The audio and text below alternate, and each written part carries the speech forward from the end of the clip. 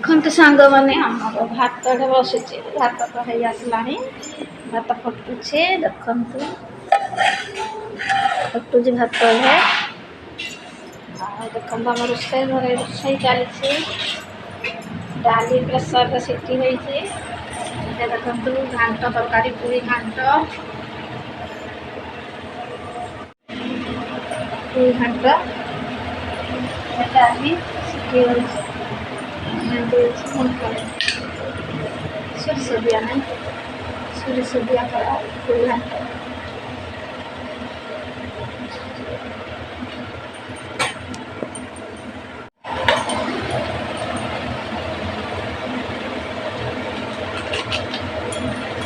ଲଙ୍କା ଗୁଣ୍ଡ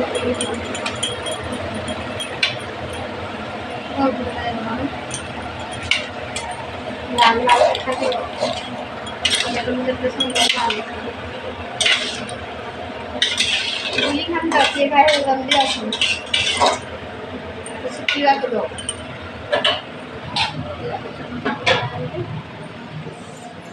ରୋଷେଇବାସ ଚାଲିଛି ବାହାରେ, ଆଜି ପୁରା ଖରା। ଦେଖନ୍ତୁ ସାଙ୍ଗମାନେ ଭାଉଜ ଯାଉଛନ୍ତି କ'ଣ ପକେଇ ଅଳିଆ ଲଙ୍କା ମଞ୍ଜି ଦଉ। ଦେଖନ୍ତୁ ଆମର କେମିତି ଲୁଗା ଶୁଖୁଛି।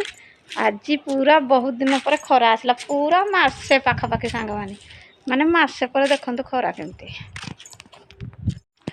ଦେଖନ୍ତୁ ଚାଲନ୍ତୁ ଯିବା, ଭାଉଜ ଯାଇଛନ୍ତି ବାଡ଼ି ପଟକୁ, କ'ଣ କରୁଛନ୍ତି ଚାଲନ୍ତୁ ଦେଖିବା। ଲଙ୍କା ମଞ୍ଜିରା ଛିଞ୍ଚି ଦେଲୁ କି କ'ଣ? ତଉନି ଘାସ ରାକ ଘିଞ୍ଚିଲେ ହବ, ଏରା ପୁଣି ବାଇଗଣ ଗଛରେ ଏଠି ଘାସ। ହଁ ବୋଲେ ସବୁବେଳେ ଏଠି ପକଉଛି, ଏଠି ଶୁଖଉଛି। ହଁ ଫଳିବ କ'ଣ?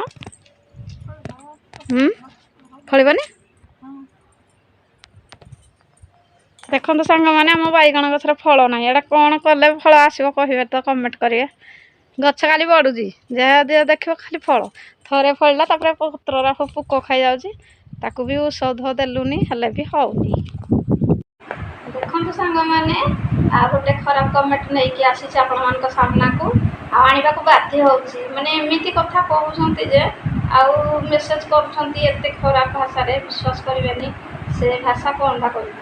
ଆଉ ଦେଖନ୍ତୁ ଆଜି ହେଉଛି ଖରାପ କମେଣ୍ଟ ଆଣିଛି ମୌସମ ପାତ୍ର।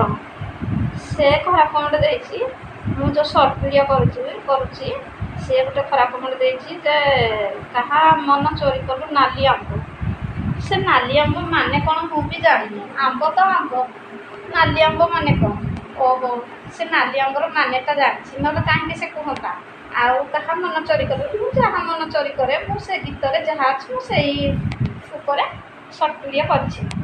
ଆଉ ଚୋରି ମନ ଚୋରି କରିବା ଏଥିରେ କ'ଣ ଅଛି? ଯେଉଁ ଗୀତ ଯିଏ କରୁଛି ଖାଲି ମନ ଚୋରି କଲେ ଗୀତ କରିବ, ନହେଲେ ନାହିଁ।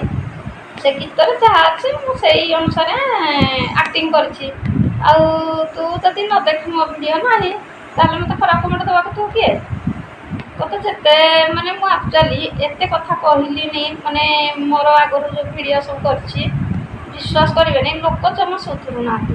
ସେ ନିହାତି ହିଁ ଖରାପ କମେଣ୍ଟ ଦେବେ। ତୁମେ ଯେତେ ଭଲ ଭିଡ଼ିଓ କର, ଯେତେ ଭଲସେ ସର୍ଟ ଭିଡ଼ିଓ ବା ଲଙ୍ଗ ଭିଡ଼ିଓ କର, ନିହାତି ଖରାପ କମେଣ୍ଟ ଦେବେ। ତାଙ୍କମାନଙ୍କର ପ୍ରକୃତି ସେଇଭଳିଆ। ଜଣେ ମଣିଷ ଯଦି ଆଗକୁ ବଢ଼ି ଚାଲିବ, ସିଏ ଚାହିଁବେ ଯେ କେମିତି ସେ ପଛକୁ ଯାଉ। ଏମିତି ଭାଷା କଥା କହିବେ ଯେ ତା ମୁଡ଼ଟା ଚେଞ୍ଜ କରିଦେବେ। ହେଲେ ଶୁଣନ୍ତୁ, ତା ମୁଡ଼ କ'ଣ ଚେଞ୍ଜ ହେବ, କିନ୍ତୁ ମୋ ମୁଡ଼ କେବେ ବି ଚେଞ୍ଜ ହେବ। ମୁଁ ଯେମିତିକି ସେମିତି। ତୁମେ ଯେତେ ଖରାପ କମେଣ୍ଟ ଦେଲେ ମୋର କିଛି ଯାଏ ଆସେ ନାହିଁ, କାରଣ ମୁଁ ଗୋଟେ ମାନେ ଭଗବାନଙ୍କ ଉପରେ ବିଶ୍ୱାସ ରଖି ବାଟ ଚାଲୁଛି, ସତ୍ ବାଟରେ ଚାଲୁଛି, କର୍ମ କରୁଛି, ପରିଶ୍ରମ କରୁଛି, ଫଳ ସେଟା ଭଗବାନ ଦେବେ।